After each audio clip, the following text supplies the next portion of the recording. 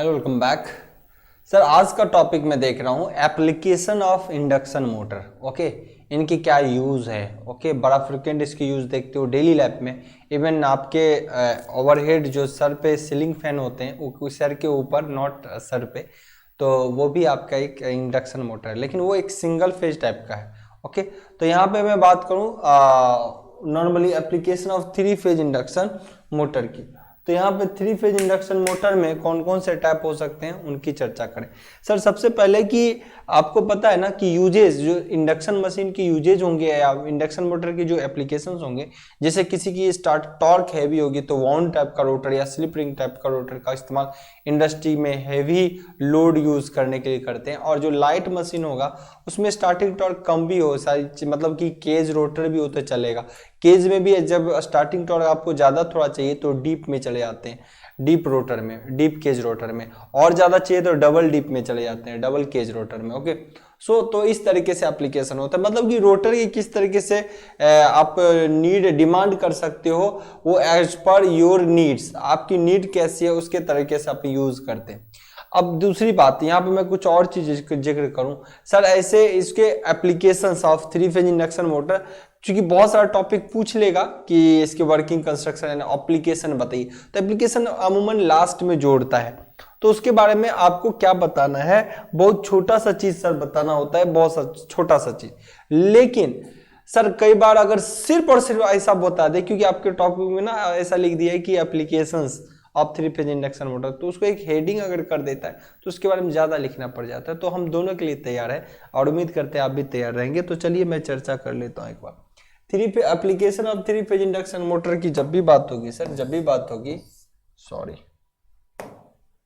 जब भी बात होगी तो क्या होगा, तो इसके रिगार्डिंग ये थ्री फेज इंडक्शन मोटर है ना, इंडक्शन मोटर है। ओके, इसके मेन रोटर जो है दो तरीके से है ना, ये हेवी लोड के लिए स्लिप रिंग या वाउंड रोटर, और ये केज रोटर है, दो तरीके का।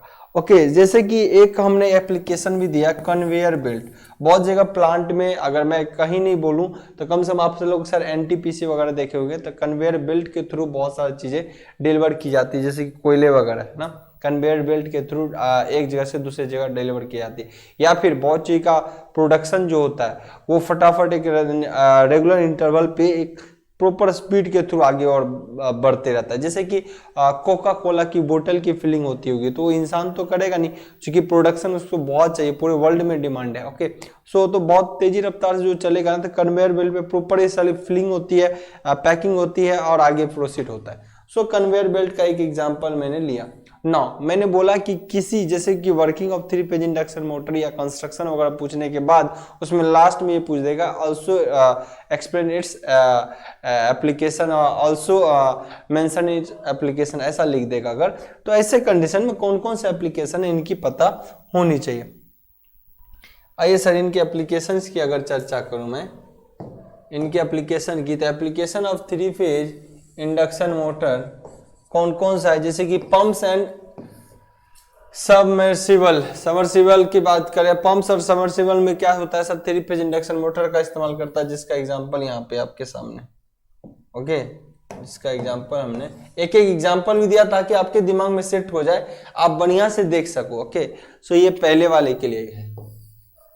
नेक्स्ट आपसे प्रेसिंग मशीन की बात करता हो, तो प्रेसिंग मशीन में जैसे ये क्या है, ये भी एक प्रेसिंग मशीन है, प्रेस करता है ना, बटन प्रेस आप कह सकते हो। सो प्रेसिंग मशीन है, तो यहाँ भी आप कह सकते हो इंडक्शन मशीन का उपयोग किया जाता है ना। आप कहोगे सर लेथ मशीन बहुत हैवी होता है, लेथ मशीन सर, ये एक लेथ मशीन है सर, आप देखते हो प्रैक्टिकल लैब्स के अंदर लेथ मशीन यूज करते हो, बहुत हैवी होता है। सो लेथ मशीन यही होता है ना, इसमें जब टूल्स वगैरह इसमें डाल के, इसमें टूल्स आपका जॉब होता है, वहां पे जब वर्क करते हैं ना प्रैक्टिकल अपन, तो कहते हैं जॉब टूल्स को डालिए, फिर इसको टाइट कर दिया जाता है, फिर यहाँ पे अपन ना हैंडल से घुमाते हैं, थोड़ा आगे पीछे करने का इसका वो होता है तरीका, तो वहां से देखते हैं कि कितना हुआ, उसकी किस तरह शार्पनेस कितना बनता है। सो आप जॉब, उसको बोला जाता है जॉब, यानी कोई पार्टिकल यानी कोई पीस के साथ आप वर्क कर रहे हैं तो उसको बोलते हैं जॉब पीस, और उस पर काम करते हैं, दैट्स इज लेथ मशीन होता है। ओके, नाउ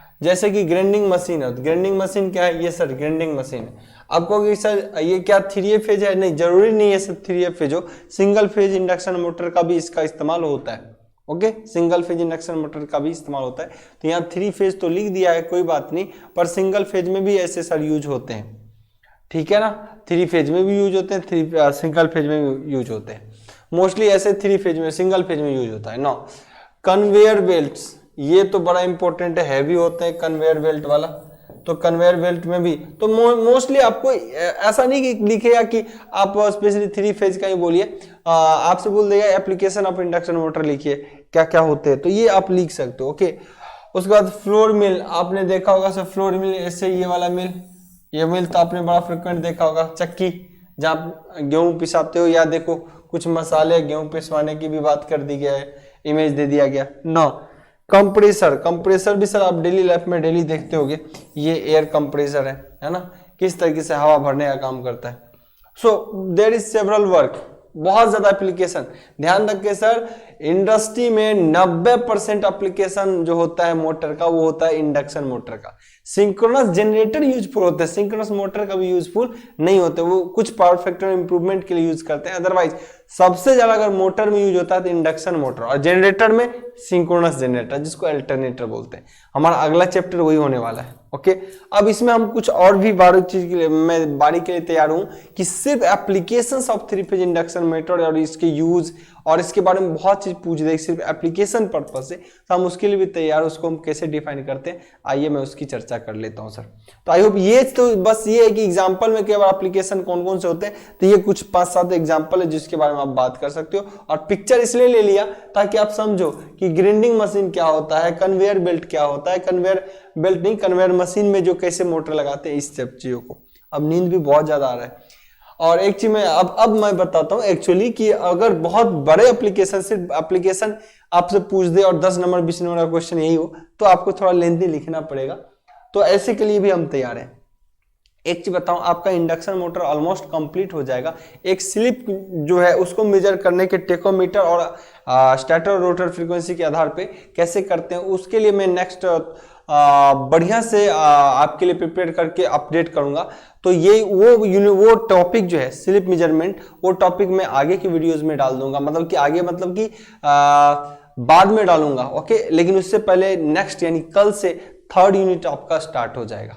ओके, 3rd या सर नहीं, 2nd, 4th हो चुका, 1st हो चुका, 2nd स्टार्ट हो जाएगा, अल्टरनेटर। ओके नाउ फिर मैं उससे पहले आपको स्लिप के बारे में दे दूंगा आपका उसका, या फिर पहले तैयार होता है तो कल ही दे दूंगा, नहीं तो फिर आगे उस चीजों को दे दूंगा। Now applications of 3 phase wound rotor. अब देखिए यहाँ पे मैंने डिवाइड कर दिया, पहला कि आधार यूजेज के आधार पे करो ना, जैसे वाउंड मोटर है, स्टार्टिंग टॉर्क बहुत हैवी है, तो इसको ना हैवी मशीन में, जैसे कि आप वाउंड रोटर का इस्तेमाल कहाँ करेंगे सर, इंडियन रेलवे में, बहुत हैवी है ना। तो इंडियन रेलवे में अब सब क्या यूज होने लगा सर, 3 फेज इंडक्शन मोटर। पहले होता था डीसी, अब होने लगा इंडक्शन।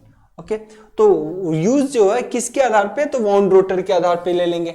एक बार आप केज, स्क्वायरल केज के आधार पे ले लेंगे, फिर आप डीप बार रोटर में ले लेंगे, जिसको part 8 class A class B के आधार पे बोला जाता है। तो चलिए सर मैं देखता हूं, द स्लिप रिंग या फिर wound rotor 3 phase induction motor used of the following application. जैसे कि एक एग्जांपल तो मैं यहाँ पे दे ही दिया हूं, और भी ऐसे 3 फेज के बहुत सारे यूज किए जा सकते हैं। क्या बोला है, slip ring induction motor are suitable for load requirement high starting torque. ऐसा लोड जिसमें बहुत ज्यादा हाई स्टार्टिंग टॉर्क की जरूरत होती है, वहां पर आप क्या करते हो, वाउंड रोटर का इस्तेमाल करते हैं। जैसे कि सर इंडियन रेलवे, अब पहले से कितने लोड होते हैं बताओ, एक तो ट्रेन इतना बड़ा भारी, ऊपर से आदमी उस पर चढ़ा होता है, तो लोड ज्यादा है तो स्टार्टिंग टॉर्क बहुत ज्यादा चाहिए कि ना, उसको बहुत ज्यादा ताकत से आगे खींचना पड़ेगा। ओह गलती हो गया, एक ट्रेन चला देते तो ज्यादा बेहतर रहता, मिस हो गया, कोई नहीं, अच्छा लगता है थोड़ा, है ना। आप लोग का भी मतलब सीखने का जो नजरिया होता है वो ज्यादा एडवांस हो जाता है। चलिए कोई नहीं। And for application where the starting current is low, जहां स्टार्टिंग करंट कम चाहिए और लोड रिक्वायरमेंट्स जो स्टार्टिंग टॉर्क बहुत ज्यादा चाहिए, वैसे की जगह पे अपन वाउंड रोटर्स का इस्तेमाल करते हैं। और कहां करते हैं, तो ये सारे पॉइंट्स हैं सर, आप इसको देखेंगे, मैं हालांकि अभी बता देता हूं, पर इस तरीके से पॉइंट्स नोट डाउन आप लोग करेंगे।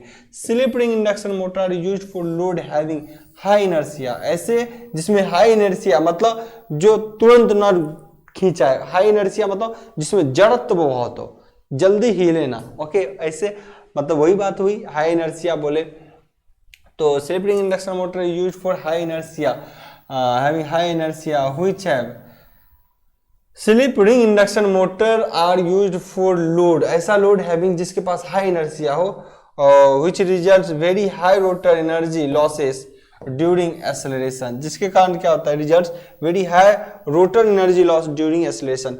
जैसे कि कन्वेयर बेल्ट पे मान लो बहुत सारा कोयले रखे हुए हैं, तो वो रुका हुआ होगा और मोटर भी अस्थिर होगा। अब मान लो उतने कोयले उस पर रखे हुए हैं और उसको अब खींच के ले जाना है आगे, तो स्टार्ट जो होगा ना तो इनर्शिया होगा, इसके अंदर बहुत इनर्शिया होगी और ये बहुत ताकत से इसको खींचना पड़ेगा।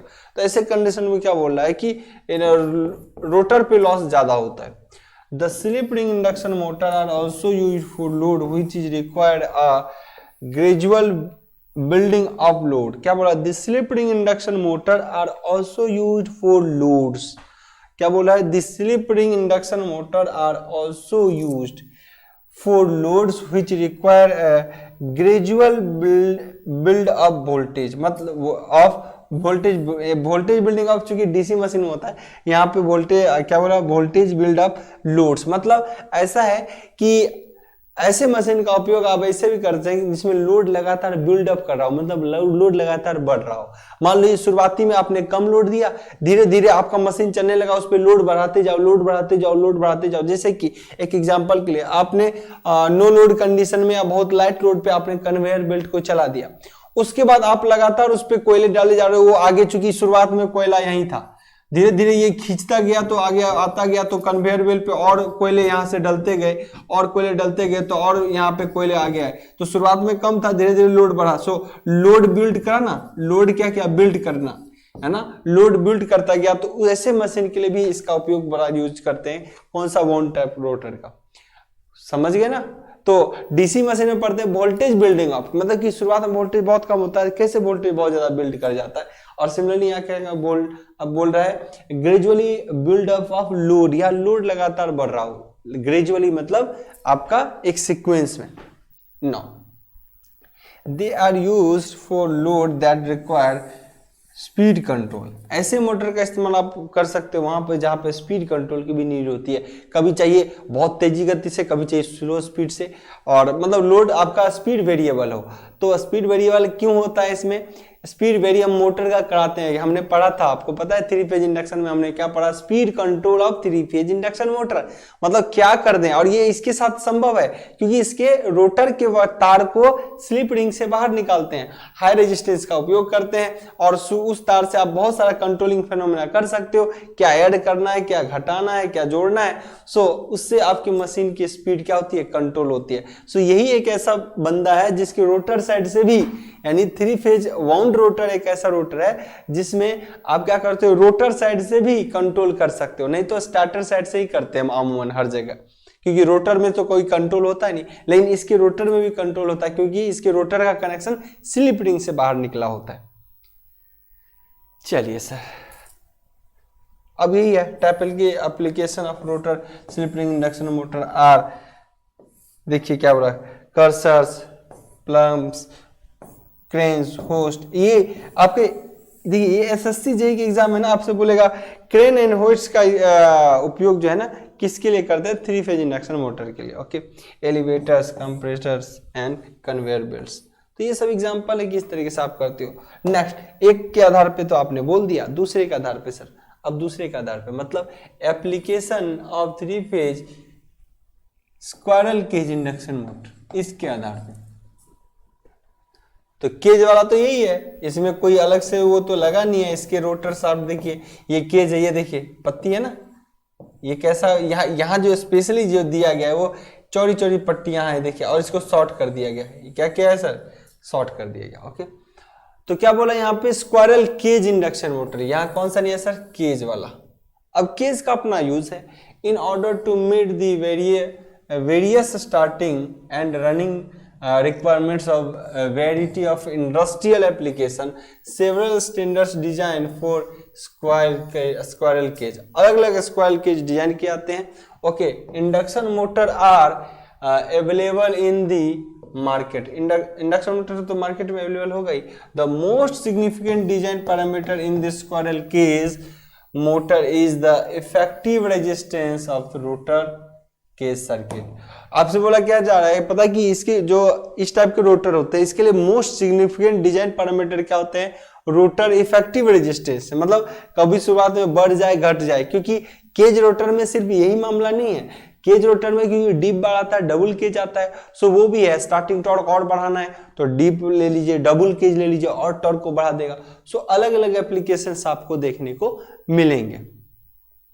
ओके, तो ये आपका केज टाइप का। अभी इसी में आता है आपका जैसे कि class A type, class B type, class C type. So अलग अलग टाइप के आते हैं जिनसे आप क्या करते हो सर, जिनके थ्रू आप ये कर सकते हो कि इनमें आप ये बता सकते हो कि अगर स्टार्टिंग टॉर्क बहुत ज़्यादा चाहिए, शुरुआती करंट कम लेना चाहिए मशीन में, तो डीप बार रोटर का यूज कीजिए, डबल केज का इस्तेमाल करिए। सो ये एप्लीकेशन है, तो नोट्स में मैं उसको जरूर मेंशन कर दूंगा, आप उसको देख लेना चाहिए, समझ जाओगे। क्योंकि डीप बार अगर बोला जाएगा या डबल केज बोला जाएगा तो आपको समझ जाएगा, आ जाएगा कि स्टार्टिंग जो है टॉर्क इससे मशीन से बढ़ाया जाएगा। तो इस तरीके से इसके एप्लीकेशन किए जा सकते हैं। एक सेकंड रुकना, मैं एक चीज देख लेता हूं, अगर कुछ कंटेंट हो तो इसमें ऐड कर दूं, नहीं तो आपके पीडीएफ के साथ इसको जरूर मैं ऐड कर दूंगा। वेट अ सेकेंड, अगर मामला कुछ रहा तो ठीक है ऐड हो जाएगा, अदरवाइज मैं आगे ऐड करवा दूंगा इसको।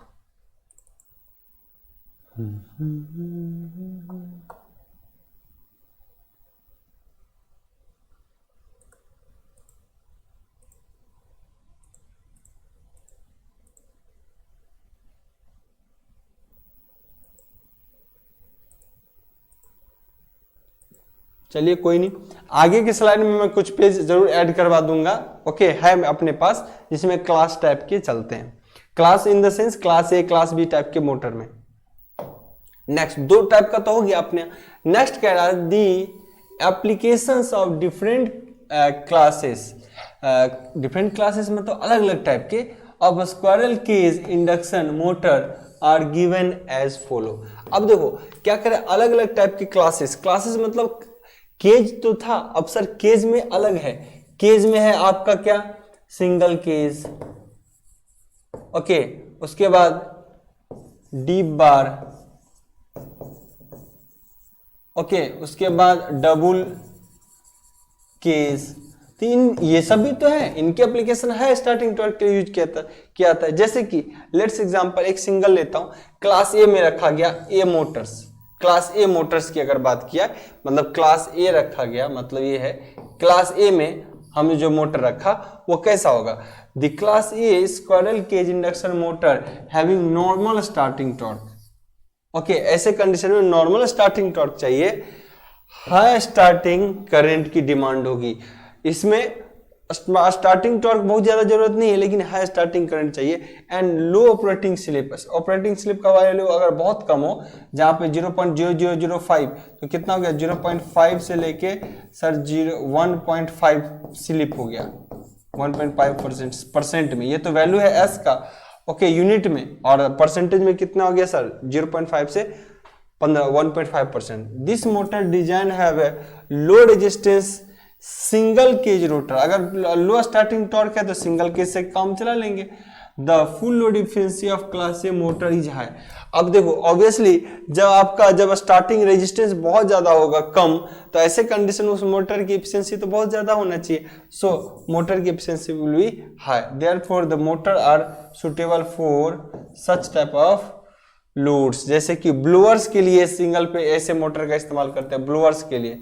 ओके, जिसका केज रोटर कैसा हो, सिंगल केज का हो, ब्लोअर्स के लिए, फैन के लिए, मशीन टूल्स के लिए, सेंट्रीफ्यूगल पंप्स के लिए। तो इन सब चीजों के लिए ना लो, जिसमें क्या हो करंट की ज्यादा डिमांड हो, स्टार्टिंग टॉर्क कम हो, सिंगल केज से भी काम चला लेते हैं, और इस तरीके से क्लासिफाइड। सिमिलरली सर क्लास पता है आपको, क्लास बी होता है, ओके, क्लास सी होता है, क्लास डी होता है। तो इनका नोट्स इसी तरीके से आपको दे दिया जाएगा, जिनका प्रॉपर इस्तेमाल कर सकते हो। ओके, तो इनका नोट्स मैं यहाँ तक ऐड कर दूंगा। एप्लीकेशन में मच मोर सफिशिएंट। सर इतना तो पूछेगा नहीं, मैं तो आपको एक दे दिया कि फिर अगर कभी ऐसा अपॉर्चुनिटी बन जाए तो, और सीख भी लिया अपन, क्या जाता है, वरना यही पूछता है एप्लीकेशन, कभी भी कोई चीज पूछ देगा, working explain the working construction principle of 3 phase induction motor and its application, last में जोड़ दिया, तो आप भी लास्ट में इतना ही जोड़ दो। ओके, तो मामला फिट हो जाएगा। ओके, तो मैं उम्मीद करता हूँ सर, एक सेकेंड हमारा वीडियो रिकॉर्ड हो रहा है कि नहीं, आई होप हो रहा होगा, वीडियो मिनिमाइज हो गया था। तो मैं उम्मीद करता हूं सर आपको यहां तक समझ आ चुकी होंगी। अब नेक्स्ट मैं यूनिट स्टार्ट करूंगा अल्टरनेटर का, याद रखना। और एक इसमें से टॉपिक हमारा रह गया, वो है स्लिप कैलकुलेशन का, वो भी हम टेकोमीटर और स्टेटर और रोटर के फ्रीक्वेंसी के एप्लीकेशन से उनको हम बताएंगे अच्छे से। सो वो वीडियो रहेगा जिनको मैं आगे अल्टरनेटर पढ़ाने के दौरान इसमें ऐड करवा दूंगा। ओके, सो लेकिन अब हमारा नेक्स्ट टॉपिक होगा सर अल्टरनेटर। ओके सर, मिलते हैं अगले सेशन में, बेस्ट ऑफ लक। और एज स्विच गियर प्रोटेक्शन भी सर जल्दी स्टार्ट होने वाला है, उसकी वीडियो भी मैं लगातार इस सीरीज में आपको स्विच गियर प्रोटेक्शन का, क्योंकि अब थर्ड यूनिट स्टार्ट करूंगा, उसको थोड़ा सा स्लो रखूंगा और स्विच गियर प्रोटेक्शन को फटाफट खींचूंगा। सर स्विच गियर प्रोटेक्शन में देखिए आपको जरूर अभी वक्त लग रहा है, क्योंकि जब आप सर्किट ब्रेकर और रिले यानी दूसरा और तीसरा यूनिट भी खत्म कर लेंगे ना, उसके बाद कुछ है ही नहीं। जैसे कि आपको सर्किट ब्रेकर और रिले के बारे में बहुत बढ़िया जानकारी हो गई ना, तो आपसे बोलेगा ट्रांसफार्मर को कैसे प्रोटेक्ट करें, बता देंगे, क्योंकि आपको पता है सर्किट ब्रेकर क्या है, रिले क्या है, बताएंगे, यहाँ लगाइए, ट्रांसफार्मर प्रोटेक्ट हो जाएगा। तो बाकी यूनिट इतने इंपॉर्टेंट नहीं है, बाकी इंपॉर्टेंट है, मतलब बाकी यूनिट तो फटाफट होंगे, सर्किट ब्रेकर और रिले को जानना थोड़ा टफ है, इसीलिए इसको पढ़ने में हो सकता है कि अभी 2-4 दिनों में उसकी स्पीड भी बहुत ज्यादा बढ़ा दूं और वो रिले खत्म हो जाए, ताकि आपको बोल दे, क्योंकि नेक्स्ट यूनिट जो है ना उसमें ये है कि आपसे वो बोलता है ट्रांसफार्मर को कैसे प्रोटेक्ट करें सर्किट ब्रेकर से, ये एक यूनिट है। आपसे बोल रहा है कि बस बार को कैसे प्रोटेक्ट है, ये एक यूनिट है। ये जो छोटे छोटे टॉपिक है। आपसे बोला जनरेटर को कैसे प्रोटेक्ट करें, ये एक यूनिट है। तो ऐसे ऐसे यूनिट है, तो इसको फटाफट कर लेंगे। तो मैं उम्मीद करता हूँ यहाँ तक सारी जानकारी आपको मिल चुकी होगी, और डायरेक्ट मेरा कोई कम्युनिकेशन हो नहीं पाता, आप लोगों के लगातार फोन आते हैं तभी मैं भी एक्टिव होता हूँ। आज सोचो, आज ये थर्ड नाइट है, तीसरी रात, जब टाइमिंग हो चुका है 3:18। ओके, तो और ये 3 रात दिन का काम तो चलता ही है और ये रात के काम चल रहे हैं, मतलब सोने का जो टाइम मुझे लगता है आज 24 थी, 72 घंटों में हार्डली मैं 5 से 7 या 8 घंटे 10 घंटे सोया हूँगा। ओके, सो ये लोड है, प्रेशर है इस तरीके का, और जुनून भी है, एक मजा भी आने लगा, पता नहीं क्यों इतने रात को लगातार पूरी रात क्लास ले लेता हूँ और पता भी नहीं लगता। ये सिर्फ आप ही लोगों के कारण हुआ कि आपकी इतनी एनर्जी और इतने पोटेंशियल से आप लोग भी लगते हो और लगातार इन्वाइट करते हो, सर क्लास ले लो सर, तो मैं भी इस तरीके से आपके साथ जुड़ा हूँ। ओके सर, मिलते हैं अगले वीडियो में, बेस्ट ऑफ लक।